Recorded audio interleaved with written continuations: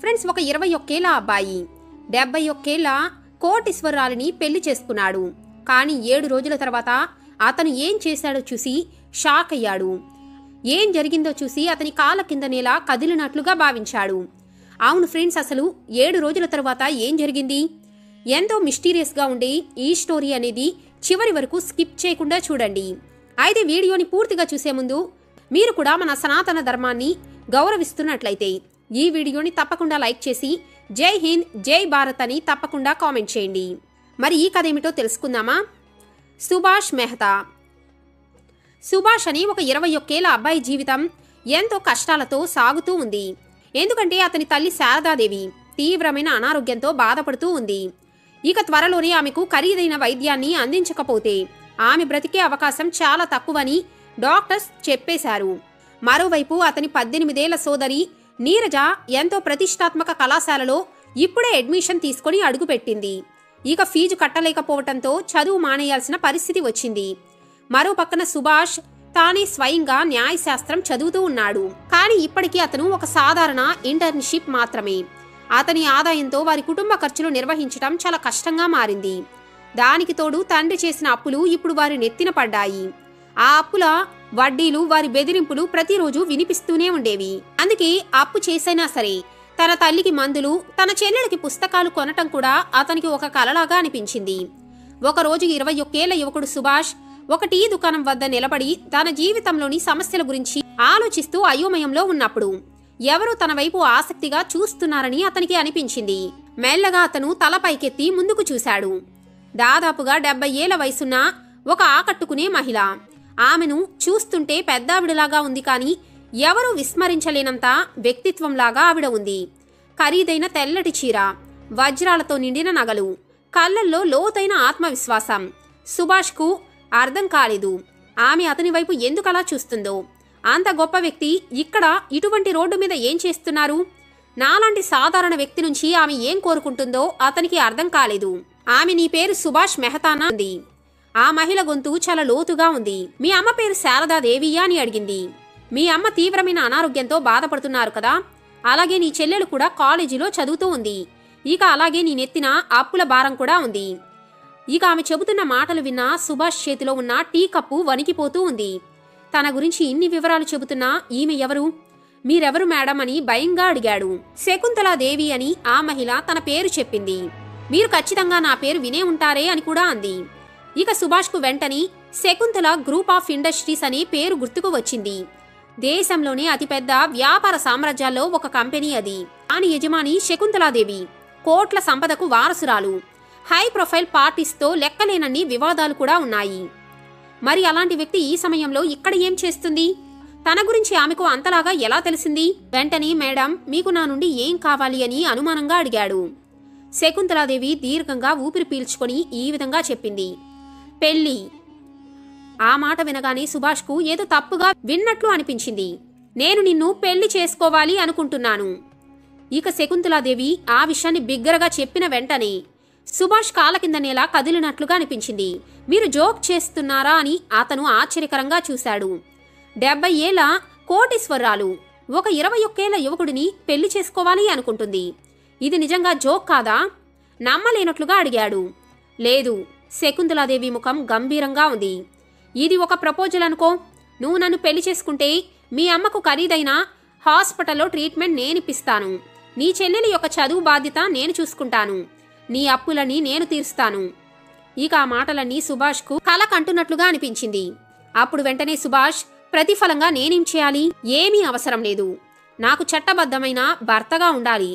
అలాగే మన పెళ్లి కాగితాల వరకే పరిమితం అవుతుంది. నీ జీవితం మీద ఎలాంటి ఆంక్షలు ఉండవు. నీకు పూర్తి స్వేచ్ఛ లభిస్తుంది. ఇక ఆ ప్రపోజల్ వినగానే సుభాష్కు ఒక అద్భుతమైన వరంలాగా అనిపించింది. కానీ అతని హృదయంలో ఒక వింత భయం కూడా ఉంది. ఈ మహిళ దేశంలోని అత్యంత శక్తివంతమైన వ్యక్తులలో ఒకరు. కానీ నన్నే ఆమె ఎందుకు పెళ్లి చేసుకోవాలి అనుకుంటుంది? వెంటనే ఆమె, మీకు కొంత సమయం కావాలా అని అడిగింది. ఇక అప్పుడు సుభాష్కు ఏం చెప్పాలో అర్థం కావటం లేదు. ఈ ప్రపోజల్ ఒక ట్రాప్ లాంటిది అని అతనికి కూడా తెలుసు. అతను అవునని చెబితే తన తల్లి జీవితం, చెల్లి జీవితం సుఖంగా ఉంటుంది. అది నిజం కూడా. తన సోదరి భవిష్యత్తును పూర్తిగా మార్చేయచ్చు.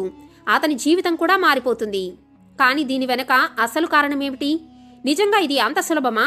అందుకే అతను కాసేపు దీర్ఘంగా శ్వాస తీసుకొని ఈ విధంగా చెప్పాడు.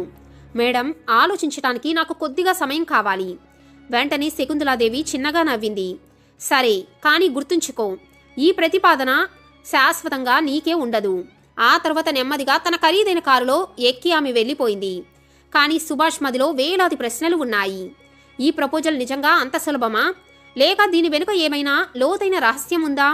70 ఏళ్ల కోటీశ్వరరాలు అతన్ని పెళ్లి చేసుకుంటాను అంటే సుభాష్ నమ్మలేకపోతున్నాడు.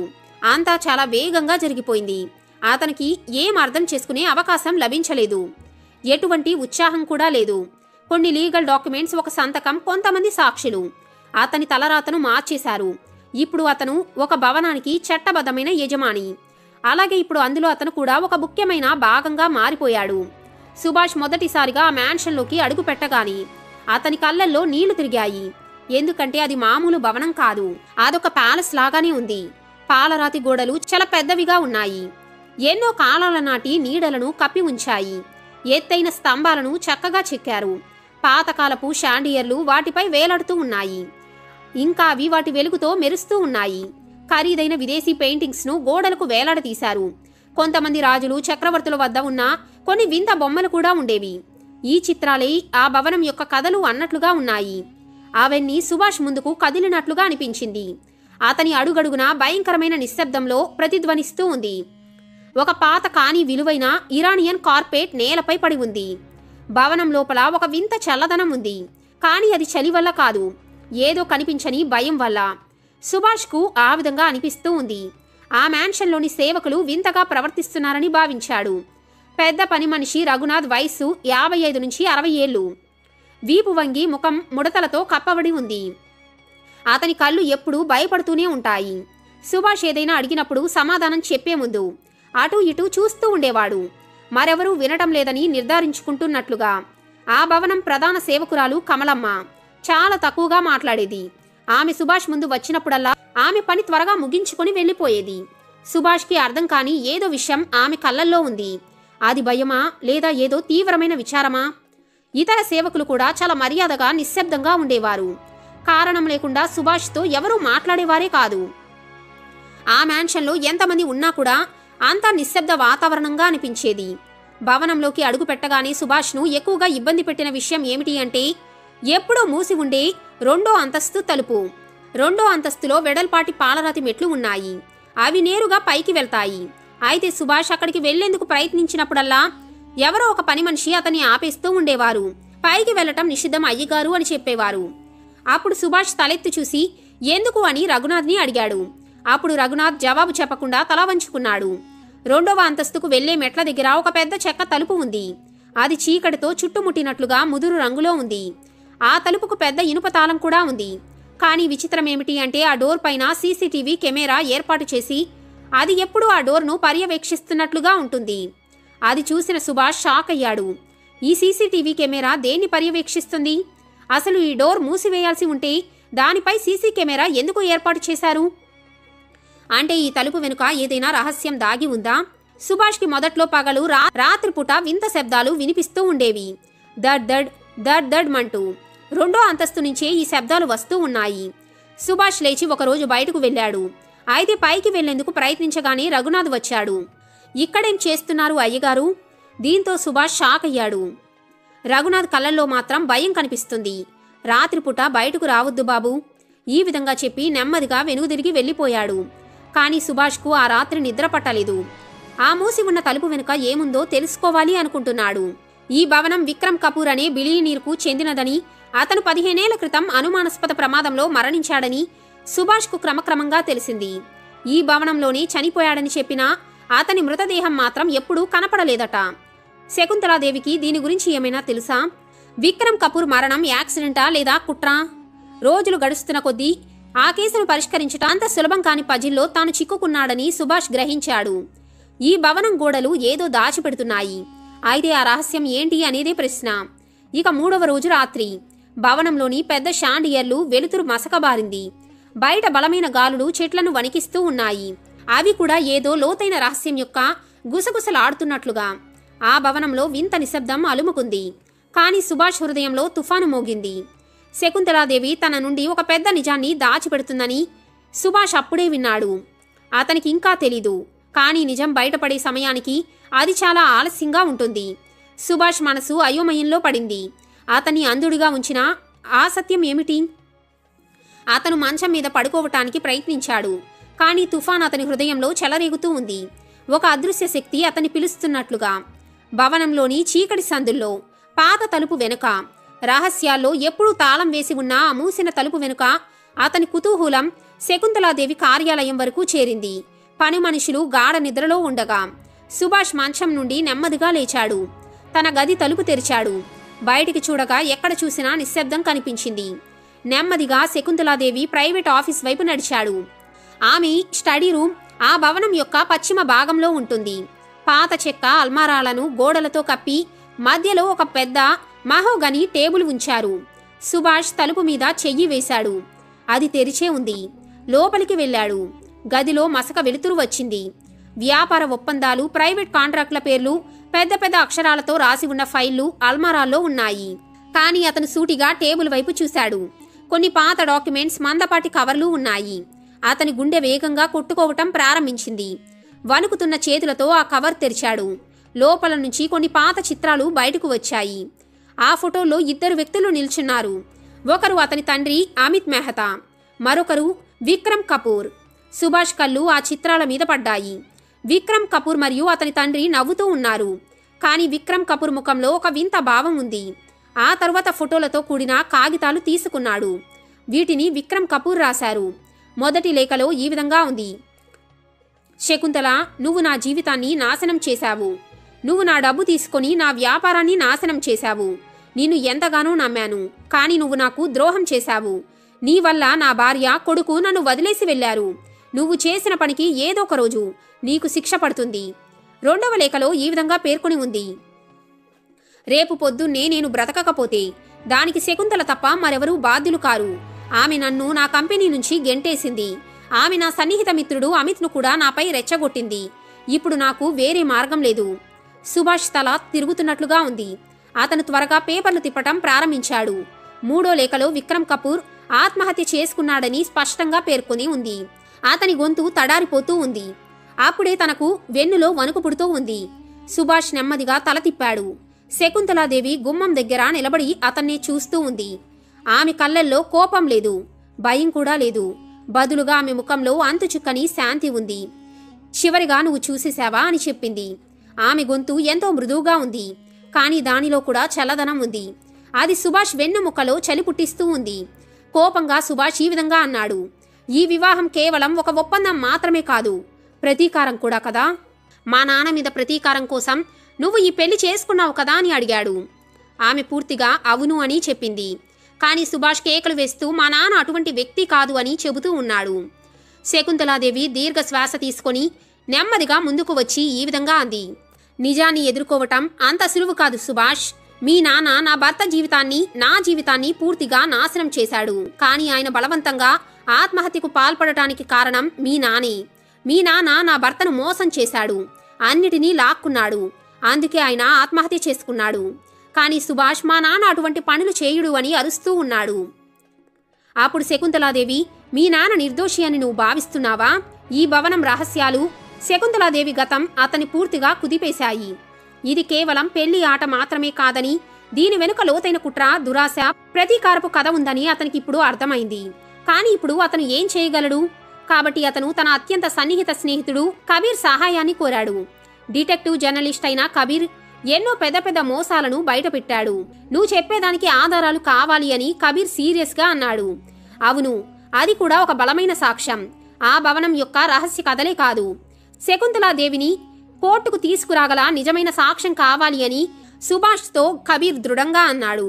సుభాష్, కబీర్ శకుంతలాదేవి వ్యాపార రికార్డులు, బ్యాంకు లావాదేవీలు, లీగల్ డాక్యుమెంట్లను కనిపెట్టి ఆ మ్యాన్షన్లోని పాత పనివాళ్లతో మాట్లాడటం ప్రారంభించారు. శకుంతలాదేవి కేవలం ప్రతీకారం తీర్చుకున్న మహిళ మాత్రమే కాదని వారు త్వరలోనే తెలుసుకున్నారు. ఆమె ఒక మాఫియాకు డాన్ కూడా. ఆమె చీకటి సామ్రాజ్యం దేశంలోని అనేక ప్రాంతాల్లో విస్తరించి ఉంది. ఎన్నో బ్యాంకు లావాదేవీలు, తెలియని అనేక ఖాతాలో కోట్లాది రూపాయలు. భవనంలోని 2 పాత పనివాళ్లు అలాగే కొంతమంది సెక్యూరిటీ గార్డులు కూడా అనుమానాస్పదంగా అదృశ్యమయ్యారని తెలిసింది. ఆ మ్యాన్షన్లో దాగి ఉన్న రహస్యాలను బయటకు తీయాలనే ఉద్దేశంతో ముందుకు సాగారు. సుభాష్ మెదడులో ఒకే ఒక్క విషయం తిరుగుతూ ఉంది. 2వ అంతస్తు గదికి వెళితే తగిన సాక్ష్యాలు దొరుకుతూ ఉంటాయని. అయితే సీసీటీవీ కెమెరా ఎప్పుడూ ఆ తలుపును పర్యవేక్షిస్తూ ఉంది. కాబట్టి దాని వెనుక ఖచ్చితంగా ఏదో మిస్టరీ దాగి ఉంది. ఒకరోజు రాత్రి సుభాష్ మరియు కబీర్ మెల్లగా మ్యాన్షన్లోని ఆ గదిలోకి ప్రవేశించారు. రాత్రి 2 గంటలు కావటంతో భవనమంతటా మౌనం అలముకుంది. వారి యొక్క పని మొదలుపెట్టే సమయం అది. రఘునాథ్ మరియు కమల ఇతర పని మనుషులు అప్పటికే నిద్రలో ఉన్నారని నిర్ధారించుకున్నారు. చీకటిలో చేతిలో టార్చ్ లైట్తో సుభాష్ మరియు కబీర్ మెట్లు ఎక్కి ముందుకు వెళ్లారు. సీసీటీవీ కెమెరాను తప్పించుకొని కొద్దిగా వెనుక వైపు నుంచి వెళ్లారు. 2వ అంతస్తు తలుపు ముందుకు వచ్చేసరికి వారి గుండె చప్పుడు స్పష్టంగా వినిపిస్తుంది. దానిపై ఉన్న తాళాన్ని తెరవటం అసాధ్యం. కానీ కబీర్ హ్యాకింగ్లో నిపుణుడు. అతను తన పాకెట్ నుండి చిన్న మెటల్ పిన్ తీసి తాళం కప్పలో పెట్టి తిప్పాడు. ఆ తాళం తెరుచుకుంది. ఆ తలుపు నెమ్మదిగా తెరుచుకున్న వెంటనే ఒక దుర్వాసన విరజిమ్మింది. లోపల ఎన్నో పాత వస్త్రాలు, పత్రాలు, ఫర్నిచర్ మాత్రమే కాదు, ఒక విగ్రహంలాగా ఉన్న ఒక పురాతన శవం కూడా కనిపించింది. కబీర్ వెంటనే లైట్ వేసి పరిశీలించాడు. అది ఎవరిదో గుర్తు చేసుకునేందుకు పాత ఫోటోలతో పోల్చారు. అది విక్రమ్ కపూర్ మృతదేహమే. విక్రమ్ కపూర్ అసలు చనిపోలేదు. అతనిని ప్లాన్ ప్రకారం చంపేశారు. తప్పుడు ఆత్మహత్యగా చిత్రీకరించేందుకు అతని మృతదేహాన్ని ఇక్కడ దాచేసినట్లుగా వారికి అర్థమైంది. డోర్ లోపల సీక్రెట్ స్టడీ రూమ్ ఉంది. అక్కడ పాత డాక్యుమెంట్లు, ఫోటోలు, వీడియో రికార్డింగ్స్ ఉంచబడ్డాయి. శకుంతలాదేవి భర్త విక్రమ్ కపూర్ అనుమానాస్పద మృతి గురించి రాసిన పత్రికలతో గోడ నిండిపోయి ఉంది. కానీ సుభాష్ను ఎక్కువగా ఆశ్చర్యపరిచిన ఫైలులో అతనికి అమిత్ మెహతా పేరు కనపడింది. అతని చేతులు వణికిపోయాయి. విక్రమ్ కపూర్, అమిత్ మెహతా కలిసి లక్షలాది రూపాయల విలువైన భూమికి సంబంధించిన ఒక సీక్రెట్ ప్రాజెక్టుపై పనిచేస్తున్నారని ఆ ఫైల్లో ఉంది. అయితే ఈ అవినీతిలో పాల్గొనటానికి అమిత్ నిరాకరించడంతో అతన్ని రహస్యమైన ప్రదేశంలో మరణించినట్లుగా ఉంచారు. అసలు నిజం ఏమిటి అంటే, శకుంతలాదేవి యొక్క నిజాలన్నీ తెలుసుకున్న విక్రమ్ కపూర్ ఆస్తి మొత్తాన్ని అతని స్నేహితుడి కొడుకు అయిన సుభాష్ పేరు మీద రాసినట్లుగా తెలుస్తుంది. ఆస్తి కోసమే శకుంతలాదేవి సుభాష్ను పెళ్లి చేసుకుని అతన్ని ట్రాప్లోకి ఇరికించింది. సుభాష్ గుండె కాలిపోయినట్లుగా అనిపిస్తుంది. ఇది కేవలం ప్రతీకార కథ మాత్రమే కాదు, తన తండ్రి నిర్దోషిత్వాన్ని బహిర్గతం చేయడానికి జరిగిన యుద్ధం అది. ఇప్పుడు సుభాష్, కబీర్ ఆ పని చేయగలరు. ఇదే ఆ మిస్టరీ యొక్క అసలు నిజం. సుభాష్ వెంటనే పోలీసులకు సమాచారం. శకుంతలాదేవి మనుషులు అక్కడికి వచ్చారు. ఆమె నవ్వుతూ, మీరు నిజాన్ని కనిపెట్టారా? కానీ ఇది మీకంత మేలు కాదు అని వారికి వార్నింగ్ ఇచ్చింది. ఆమె మనుషులు వారిని బంధించి చంపేలోపు పోలీసులు కూడా అక్కడికి చేరుకున్నారు. కబీర్ అతని మిత్రులైన పోలీస్ స్నేహితులకు ముందు నుంచే సమాచారం ఇచ్చి వారికి సహాయం చేసేందుకు వచ్చేలాగా అన్ని ఏర్పాట్లు చేశాడు. శకుంతలాదేవి అరెస్ట్ అయింది. ఆమె వ్యాపార సామ్రాజ్యం కూలిపోవటం మాత్రమే కాదు, ఆమె గత పాపకర్మలన్నీ వెలుగులోకి వచ్చాయి. శకుంతలాదేవి అరెస్ట్ అయిన తరువాత పోలీసులు దర్యాప్తును మరింత లోతుగా ప్రారంభించారు. ఆమె రహస్య గదిలో దొరికిన పత్రాలను పరిశీలించగా విక్రమ్ కపూర్ మాత్రమే కాదు, అదే భవనంలో మరికొంతమంది వ్యక్తుల అదృశ్యానికి సంబంధించిన ఆధారాలు దొరికాయి. సుభాష్ ఇది కేవలం ఒక ప్రారంభమని అర్థం చేసుకున్నాడు. ఈ భవనం గతమంతా చీకటి కథలతో నిండిపోయి ఉందేమో అని. ఇక నిజాలన్నీ బయటికి రావటంతో సుభాష్ ఆస్తి తనకు వద్దని ఆ మ్యాన్షన్ నుండి బయటకు వచ్చేశాడు. ఆ తరువాత సుభాష్ తన తల్లికి చికిత్స చేయించాడు. తన చెల్లెలి చదువును కొనసాగించాడు. ఇప్పుడు సుభాష్ తన జీవితాన్ని కొత్త మార్గంలో గడపటం ప్రారంభించాడు. తన చదువులు పూర్తి చేసి ఒక కంపెనీలో చేరాడు. ఈ సమయంలోనే డాక్టర్ అనన్యతో పరిచయం, ప్రేమగా మారి వివాహం చేసుకున్నాడు. అనన్య ఆలోచనలు కూడా సుభాష్ ఆలోచనలాగానే ఉండేవి. కష్టాలను ఎదుర్కొని ముందుకు సాగాలి అన్నట్లుగా. తన కుమారుడు ఆయుష్ పుట్టగానే సుభాష్ ఒక కొత్త ప్రమాణం చేశాడు. తన నుంచి లాక్కున్న జీవితాన్ని ఇచ్చేయాలి అని. తన తండ్రి అమిత్ మెహతా కూడా గతంలో శకుంతలాదేవి చేతిలో ఎలా మోసపోయాడో తెలుసుకున్నాడు. అతనికి నిజంగా తన తండ్రి కథ ద్వారా ఒక గుణపాఠం కలిగింది. పెద్ద పెద్ద అవకాశాలు, గొప్ప లాభాలు ఎప్పుడూ కూడా నిజమైన సంతోషాన్ని ఇవ్వలేవని తెలుసుకున్నాడు. నిజమైన విలువలు మాత్రమే మన జీవితాన్ని వెలుగులోకి తీసుకురాగలవు. కాబట్టి ఫ్రెండ్స్, ఈ కథ అనేది అబద్ధం, మోసం ఎంత కాలమైనా నిలబడవు. నిజాయితీ ఉన్నవారే చివరకు గెలుస్తారని నిరూపిస్తుంది కదా. ప్రతి సమస్యను మనిషి బలంతో కాదు, తెలివితేటలతో పరిష్కరించాలి. అందరూ నమ్మదగిన వారు ఎప్పటికీ కాలేరు. ఒకరు మోసగాడని గుర్తించగలిగితే ప్రమాదాన్ని కూడా మనం దాటవచ్చు. మన తల్లిదండ్రులు చేసిన త్యాగాలను గుర్తించి వారి ఆశయాలను గౌరవించాలని గుర్తుపెట్టుకోండి. నమ్మక ద్రోహాన్ని ఎదుర్కొనే ధైర్యం ఉంటేనే ఏదైనా సాధించగలం. మరి మీరు కూడా దీనికి ఒప్పుకుంటే ఈ వీడియోని లైక్ చేసి మీ అభిప్రాయాలను కామెంట్ రూపంలో తెలియచేయండి.